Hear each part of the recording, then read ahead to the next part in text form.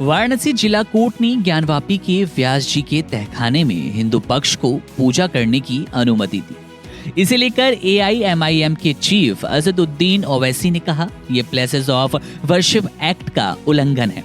वे बोले, आज जज साहब के रिटायरमेंट का आखिरी दिन था। 17 जनवरी को रिसीवर बैठाया, इन्होंने पूरा केस ही डिसाइड कर दिया है। जब तक प्रधानमंत्री नरेंद्र मोदी इस एक्ट पर अपनी चुप्पी तोड़ेंगे नहीं, वे इसके साथ हैं। अब तक ये सब चलता रहेगा। जरा सुनिए क्या कुछ बता रहे हैं ओवैसी। आज जज साहब का आखिरी दिन था, रिटायरमेंट था।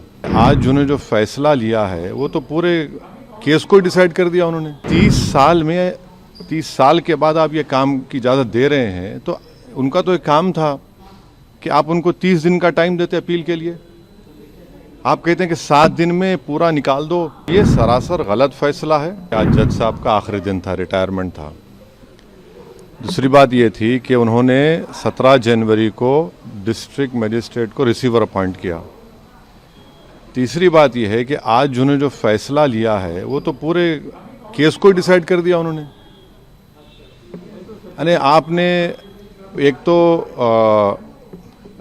कितने 93 के बाद से अब तक वो खुद कह रहे हैं कि वहाँ पर कुछ नहीं हो रहा था। अब मस्जिद के तहखाने को आप दे रहे हैं, तो फिर आपने तो पूरा केस ही डिसाइड कर दिया। भाई कितने साल हो गए, 93 से आप 30 साल हो गए। हाँ, उसमें मूर्तियाँ कहाँ हैं, कैसे मालूम उनको? तो ये प्लेसेस ऑफ वर्शिप एक्ट का वायलेशन है। भाई 30 साल के बाद आप ये काम की इजाज़त दे रहे हैं, तो उनका तो एक काम था कि आप उनको 30 दिन का टाइम देते अपील के लिए। आप कहते हैं कि 7 दिन में पूरा निकाल दो, ग्रिल्स निकाल दो और आप इजाज़त दे दिए। तो ये सरासर गलत फैसला है।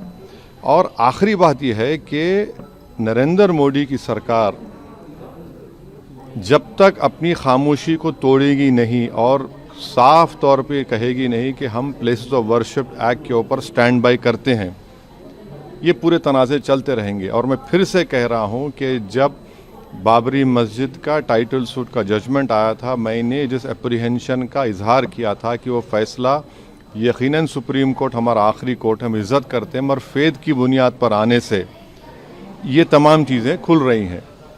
और उस सुप्रीम कोर्ट के फैसले में प्लेसेस ऑफ वर्शिप एक्ट को बेसिक स्ट्रक्चर का हिस्सा करार दिया गया था।